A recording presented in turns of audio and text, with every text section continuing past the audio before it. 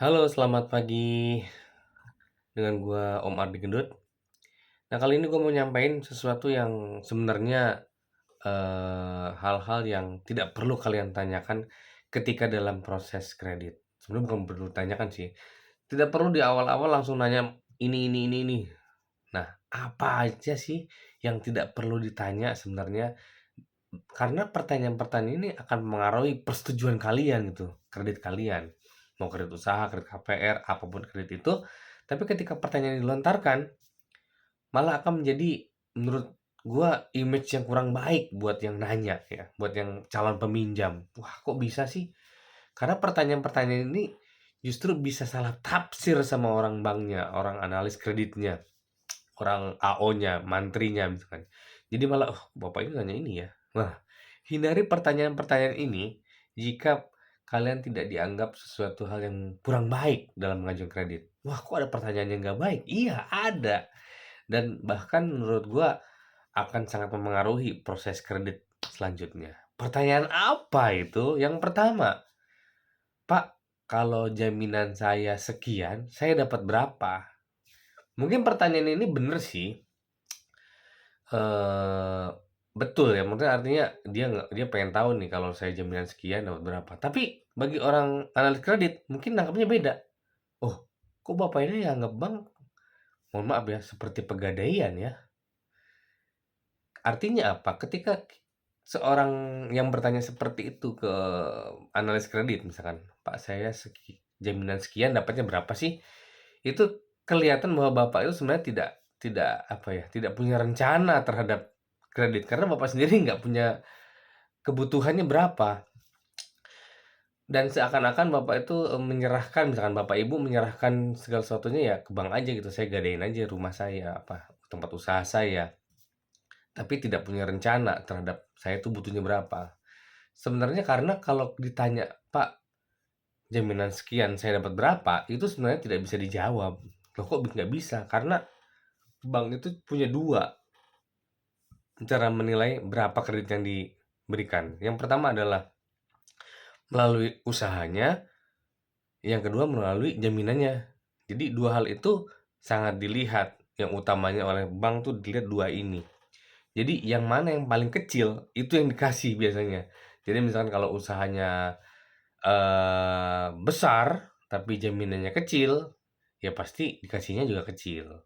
Tapi kalau jaminannya apa, usahanya kecil, jaminannya besar, tetap akan dikasih yang kecil karena dibatasin oleh usaha. Jadi bank tuh terlalu melihat yang terburuk ya, skenario terburuk, biasanya skala usaha sama jaminan, itu diambil mana yang paling rendah. Ya lebih baik kalau usahanya besar, jaminannya besar, pasti kreditnya juga besar. Tapi ketika, bertanya, "Pak, saya jaminan sekian dapatnya berapa?" Seakan-akan Bapak, Ibu semua tidak punya rencana untuk, kebutuhan kreditnya. Jadi, ya udah saya serahin ke bank aja. Dan seakan-akan kalau seperti itu kata-kata itu keluar, ada niat Bapak Ibu yang memang mungkin dalam tanda kutip, ya kayak, ya dimacetin aja entar gitu, kalau sesuai jaminan gitu loh, ya nggak? Toh nilainya juga sama seperti jaminan daripada saya susah-susah jual, saya dapat uangnya, jadi saya bayar kreditnya, ya udah lelang-lelang aja, ambil-ambil aja sama bank. Jadi kesannya seperti itu. Atau bahkan mungkin akhirnya apa, kecalo deh, kecalo kredit. Kalau calo kredit itu pasti berpusatnya ke jaminan tuh. "Wah, jaminan sekian dapatnya sekian nih, harusnya di bank." Pasti calo-calo kredit bilang seperti itu. Sehingga apa, ada upaya untuk memalsukan dokumen, memalsukan rekening koran, memalsukan KTP, kartu keluarga, seperti itu. Supaya apa? Supaya bank cair sesuai dengan jaminan, ya nggak? Demi hal itu. Sebenarnya kalau kalau kalau orang yang mau minjem duit secara benar, dia pasti lihat usahanya dulu, "Pak, tolong lihat usahanya, lihat jaminannya, dapatnya berapa," seperti itu. Tapi mungkin pertanyaan seperti ini juga mungkin ada orang awam yang kurang ngerti ya. Jadi sebenarnya mereka hanya fokus ke jaminannya sekian, dapatnya sekian, mungkin ya. Tapi mudah-mudahan memang orang itu nggak ngerti.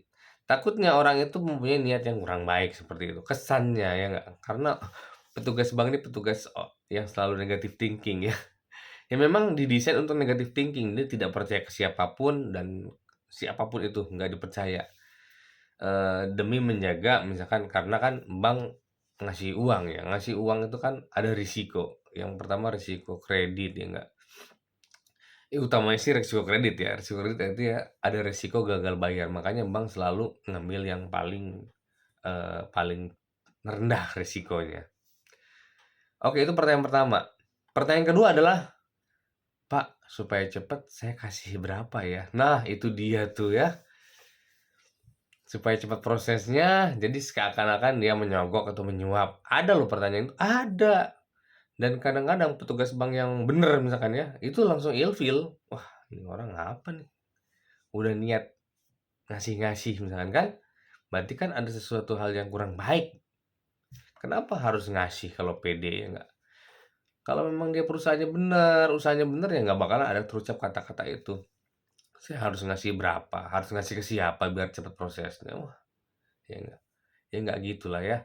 Kalau semuanya baik-baik saja, tinggal datang ke bank, bawa dokumen yang benar, asli, kopiannya pun kopian dari yang asli yang benar, dan pede aja prosesnya. Dan gue yakin kalau memang semuanya baik-baik saja, nggak ada bank yang nggak bakalan ngasih kredit, ya nggak? Kalau semuanya memang baik-baik saja. Kecuali ya seperti video gue sebelumnya pakai calo kredit. Itu sangat membahayakan ya. Itu, terus kemudian baru yang ketiga yang terakhir nih menurut gue pertanyaan-pertanyaan yang kurang bagus yaitu, "Pak, cairnya kapan?" Baru ketemu tadi pagi minta cairnya kapan, coba bayangin. Ya mungkin orang itu buru-buru betul sih, cuman lebih baik tanyanya, "Pak, prosesnya berapa hari ya?" Nah, itu kan lebih baik ya nggak daripada cairnya kapan kan.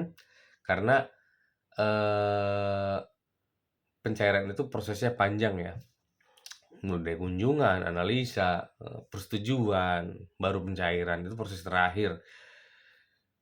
Fase persetujuan ke pencairan aja itu bisa cepat bisa lambat tergantung misalkan jaminannya ada masalah atau enggak. Kalau semuanya baik-baik saja sih cepat ya.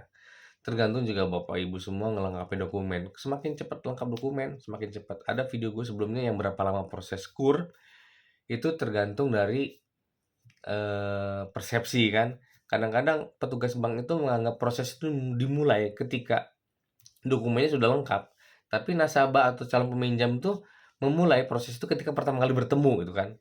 Jadi lengkapin dulu dokumennya sebisa mungkin segera, biar apa, lempar-lemparan bola panas saja ya nggak. Jadi sehingga tidak ada yang disalahkan, pokoknya nasabah merasa bahwa dokumen sudah saya lengkapin. Jadi kalau dokumen sudah lengkap, bank masih lama prosesnya, nah itu baru kalian tegur ya. Tapi kalau teman-teman semua juga dokumennya juga masih belum lengkap, ya nggak, yang diminta belum ada, ya sudah berarti ya sabar-sabar aja prosesnya mungkin agak lebih lama gitu. Jadi jangan jangan pertama kali ketemu langsung, "Pak, cairnya kapan?" Aduh, kalau cairnya kapan ya nggak tahu ya nggak, petugas bank juga nggak tahu. Kalau saya tanya seperti itu juga, ya nggak tahu, bukan saya belum kunjungan apa-apa, belum kunjungan, belum lihat dokumennya, belum cek dokumennya, kan masih panjang ya.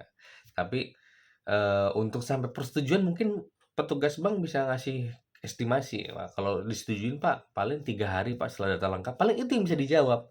Nggak ada bisa cairnya kapan, ya nggak bisa. Karena kan pencairan itu berhubungan dengan pihak-pihak lain, pihak notaris, BPN, asuransi, dan lain-lain.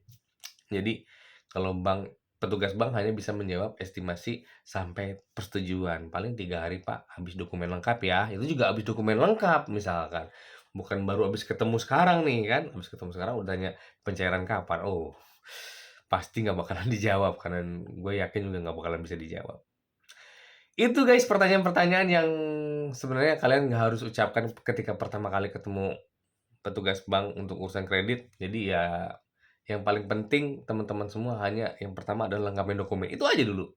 Kalau dokumen-dokumen mereka lama, nah baru komplain. Oke. Itu aja ya guys ya, selamat pagi.